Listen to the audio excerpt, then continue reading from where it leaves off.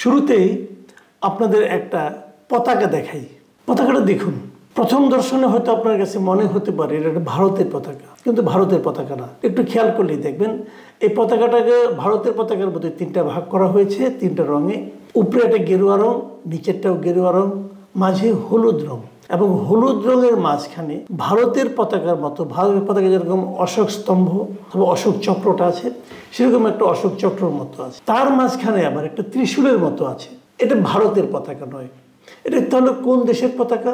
এটা একটা কাল্পনিক দেশের পতাকা অথবা একটা স্বপ্নের দেশের পতাকা। কার স্বপ্ন? কিছু অতি উর্বর মস্তিষ্কের অথবা কিছু বিকৃত মস্তিষ্কের মানুষের মাথার মধ্যে এই কাল্পনিক দেশটা অবস্থান করছে, এবং তারা দেশটার নাম দিয়েছে হিন্দু দেশ। এই জিনিসটা আসলে কোথায় পেলাম আমি সেটা আমি আগে বলি। এই হিন্দু দেশটা তারা কল্পনা করছে এটা নাকি বাংলাদেশকে ভেঙে দুটো দেশ করা হবে। এই একটা দেশের নাম হবে বাংলাদেশ, আরেকটা দেশের নাম হবে হিন্দু দেশ। সেই হিন্দু দেশটা কোথায়? হিন্দু দেশটা হলো মোটামুটি বাংলাদেশের পশ্চিমবঙ্গের সঙ্গে লাগোয়া যে আমাদের জেলাগুলো আছে সেগুলো নিয়ে, মানে তিনটা বিভাগ মোটামুটি, রংপুর, রাজশাহী এবং খুলনা, এই তিনটা বিভাগকে তারা বাংলাদেশের ম্যাপটা কথা খেয়াল করুন। আমি আপনাদের ছবি দেখাচ্ছি ওরা কিভাবে করেছে। সেই ম্যাপটাকে উত্তর এবং দক্ষিণ বরাবর একটা তারা রেখা টেনেছে। টেনে পশ্চিমাঞ্চল যেটা আছে সেটা আমাদের জন্য রয়ে গেল বাংলাদেশ, আর পূর্বাঞ্চল যেটা হলো সেটা হলো হিন্দুদের জন্য হিন্দু দেশ। এবং এটা ভারতের সঙ্গে লেগে যাবে তা কিন্তু বলেনি, এটা ভারতের পার্ট হবে তাও বলেনি, এটা নিয়ে একটা স্বাধীন দেশ হবে, এর নাম হবে হিন্দু দেশ। আপনারা তো বলবেন যে এই পাগলের পাগলামি নিয়ে আমি কেন কথা বলছি? হ্যাঁ, এটা আসলেই পাগলামি। এটা নিয়ে আমাদের এত সময় নষ্ট করা আসলে ঠিক না, প্রয়োজনও না, হয়তো আমি করতামও না। আলোচনাটা করছি এই কারণে, ভারতের আসাম রাজ্য যেটা আছে সেই আসাম রাজ্যের একটা টিভি চ্যানেল, তার নাম হলো অসম লাইভ 24। তাদের একটা অনুষ্ঠান আমি দেখেছি। আমি আসামের ল্যাঙ্গুয়েজ খুব ভালো বুঝি তা না, তবে বুঝি, আপনারাও বুঝবেন। আসামের ল্যাঙ্গুয়েজ শুনলে আপনি বুঝবেন। আপনারা অসম লাইভ 24 দিয়ে সার্চ দিলে এই টিভি চ্যানেলগুলো পেয়ে যাবেন। এখানে আমি হঠাৎ করে এটা পেলাম, ওদের একটা অনুষ্ঠান দ্য বিগ আওয়ার। সেই বিগ আওয়ার থেকে 8 মিনিট 4 সেকেন্ডের এই লেন্থের একটা ক্লিপ আমি পেয়েছি। চ্যানেলের যিনি chief managing editor mister Ritusmin Sharma, তিনি এই গল্পটা বলেছেন এবং তিনি জানিয়েছেন যে বাংলাদেশ দুভাগ হয়ে যাবে, এক খণ্ডের নাম হবে হিন্দু দেশ আর এক খণ্ডের নাম হবে বাংলাদেশ। উনি যে কথাটা বললাম এর মধ্যে, এবং এটা উনি কোথায় পেয়েছেন এই তথ্যটা, কে বলেছে তাকে? ইন্ডিয়ান সরকার গভর্নমেন্ট না, তা বলেনি। উনি বলেছেন এটা নাকি উনি সোশ্যাল মিডিয়ায় পেয়েছেন। আমার কথা হলো যে জিনিসটা সোশ্যাল মিডিয়ায় পেয়েছেন, পেতেই পারেন, সেটা নিয়ে যখন ওনারা এতটা সময় ব্যয় করেন এবং এখানে ওনার একজন রিপোর্টারকে উনি এনগেজ করেছেন, তার কাছ থেকে ব্যাখ্যা নিয়েছেন কেন হচ্ছে বাংলাদেশে হিন্দু নির্যাতন হচ্ছে, এই কারণে হিন্দুরা একত্রিত হচ্ছে, তারা দাবি তুলেছে একটা পৃথক রাষ্ট্র, এটসেট্রা এটসেট্রা, এই সমস্ত নানা কাহিনী উনি এখানে বর্ণনা করেছেন। তো একটা টেলিভিশন চ্যানেল যখন এরকম প্রচার করে এবং সেটা তাদের মিডিয়াতে, সোশ্যাল মিডিয়ার যে পেজগুলো আছে সেখানে এখনও বিরাজ করে, তখন কিন্তু এই প্রশ্নটা নিয়ে, এই বিষয়টা নিয়ে আমাদের উদ্বিগ্ন হওয়ার মতো বিষয় আছে। আমরা একদম উড়িয়ে দেব সেটা ঠিক হবে না। কারণটা হলো এটা, দেখেন ভারতীয় মিডিয়াগুলো এগুলো অনেক কিছু বলছে। রিপাবলিক মিডিয়া যেটা আছে, রিপাবলিক মিডিয়া, সেটা আমরা দেখছি ওখানে পাগলের প্রলাপের মতো একজন লোক নেচে নেচে কি যেন বলে, সেটা তো আপনারা অনেকে দেখেছেন।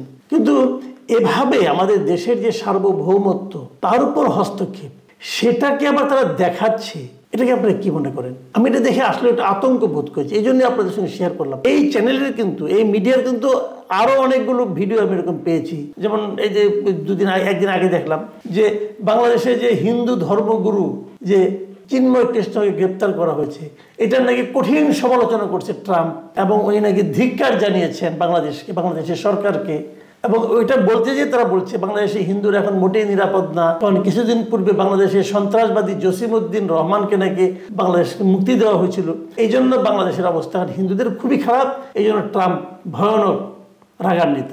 আবার আরেকটা ভিডিও আছে, সেই ভিডিওটা আপনার দেখাচ্ছি, আপনারা দেখলে বুঝবেন। ওটা ওদের ল্যাঙ্গুয়েজে, আপনি পড়ার চেষ্টা করলে বুঝবেন। ওই যে বয়ের মধ্যে যেটা কাটার মতো আছে, ওটাকে আপনি যদি বৈষণ্য রয় হিসেবে পড়েন তাহলে মোটামুটি বুঝে যাবেন যে বাংলাদেশে ঢাকা শহরে নাকি ভয়ঙ্কর অবস্থা, এখানে বাংলাদেশে নাকি এখন কট্টর ইসলামপন্থী শাসন চলছে, এই পরিস্থিতি নিয়ন্ত্রণ করতে সরকার ব্যর্থ হচ্ছে, বাংলাদেশে নাকি হিন্দুদের ভয়াবহ অবস্থা, হিন্দুদের বেঁচে থাকাই কঠিন হয়ে পড়েছে এখানে। আর সবচেয়ে হাস্যকর যে কথাটা বলা হয়েছে যে ঢাকা শহর ভরে গেছে হিন্দুর মৃতদেহে, কোথায় কেউ দেখেছেন আপনারা? ঢাকা শহর নাকি হিন্দুর মৃতদেহে ভরে গেছে। এবং তারপর আবার বলছে তারা কেবল ইসকন মন্দিরেই নয়, বাংলাদেশের প্রতিটা হিন্দু মন্দিরের উপর নাকি আক্রমণ হচ্ছে। এই ধরনের উন্মাদনা ভারতীয় মিডিয়াগুলো ছড়াচ্ছে, এবং এই মিডিয়াগুলো কিন্তু নামগোত্রহীন মিডিয়া নয়। আপনারা এই যে টিভির নামটা আপনারা দেখলেন, দেখালাম এখানে যে অসম লাইভ 24, এটা একটা বড় প্রতিষ্ঠান। গুয়াহাটিতে এদের অফিস, আসামের যেটা ক্যাপিটাল সিটি, সেই গুয়াহাটিতে এদের অফিস। তারা করে যাচ্ছে দিনের পর দিন। এগুলো ইন্ডিয়ান গভর্নমেন্ট যদি প্রশ্রয় না দিত, যদি প্ররোচিত না করতো, তাহলে এগুলো হতে পারতো না। ইন্ডিয়ান গভর্নমেন্ট ইন্ডিয়ায় বসে থেকে আমাদের এখানে অনেক রকম অসাম্য, অনেক রকম সংখ্যালঘুর উপর নির্যাতন এগুলো দেখে, কিন্তু নিজের দেশে তারা যে বাংলাদেশের বিরুদ্ধে এই ধরনের একটা প্রচারণা চালাচ্ছে, বাংলাদেশের সার্বভৌমত্বের উপর হস্তক্ষেপ করতেছে, বাংলাদেশকে দুভাগে ভাগ করে ফেলতেছে, ঢাকা শহর মৃতদেহ ভরে গেছে বলে প্রচার করছে, তারা তো আসাম তো আমাদের সীমান্ত সংলগ্ন, তারা তো আমাদের প্রতিবেশী। তো এখানে যদি এই ধরনের ক্ষোভ তারা ছড়ায়, সাম্প্রদায়িক দাঙ্গা ঘটার মতো ঘটনা তারা যদি প্রচার করে, সেটা আমাদের জন্য নিরাপদ? আমরা কি এটা দেখে চুপ করে থাকবো? তো আমরা কি করব? আমরা কি প্রতিবাদ করব না? প্রতিবাদগুলো করা উচিত। আমাদের সরকার কি করছে আমি জানি না, কিন্তু করা উচিত। তারা হয়তো বলবে আসাম টিভি দেখি না, দেখবেন না কেন? আপনাদের লোক নেই, দেখান। আমি একটা সিঙ্গেল মানুষ, আমি যদি দেখতে পারি, আপনারা পারেন না কেন? আপনাদের এত বড় প্রতিষ্ঠান আছে, পারেন না কেন? ঠিক আছে, পারেন নাই। এই যে দৃশ্যটা আমি দেখালাম, আপনারা দেখুন, এটা খোঁজ করুন, এখন খোঁজ করে প্রতিবাদ করুন। আমি তো মনে করি সরকারের উচিত হবে এই সমস্ত বিষয়ে শক্ত প্রতিবাদ করা। যদি সরকার নতজানু না হয়ে থাকে, যদি সরকারের মেরুদণ্ড বলতে কিছু থাকে, আমি তো আশা করব প্রতিবাদ করা। আমি কালকে দেখলাম একটা আমাদের যে আইন উপদেষ্টা, উনি একটা স্ট্যাটাস দিয়েছেন সোশ্যাল মিডিয়ায়, আমি খুব খুশি হয়েছি। উনি কিন্তু দৃঢ়তার সঙ্গে বলেছেন ভারতের যে আচরণ, ভারতের যে চিন্তা এবং প্রকাশ, উনি সেটা তীব্র সমালোচনা করেছেন। এগুলো করতে হবে, তারা বানিয়ে কথা বলবে আর সেটা আমাদের মেনে নিতে হবে, এটা তো ঠিক নয়। আমি মনে করি সরকারের সমস্তভাবে কি পদক্ষেপ নেয় সেগুলো আমরা সামনের দিনগুলোতে খেয়াল করার চেষ্টা করব। প্রিয় দর্শক, আপনারাও খেয়াল করবেন সরকার আসলে কি সিদ্ধান্ত নেয় এই আসামের এই লাইভ 24 টিভির ব্যাপারে। কারণ যারা আমাদের সার্বভৌমত্ব নিয়ে হাসি ঠাট্টা করছে, ঢাকা শহর মৃতদেহ, হিন্দু মৃতদেহ ভরে গেছে বলে প্রচার করছে, এটাকে এভাবে ইগনোর করা চলে না। এটা সিরিয়াস ম্যাটার।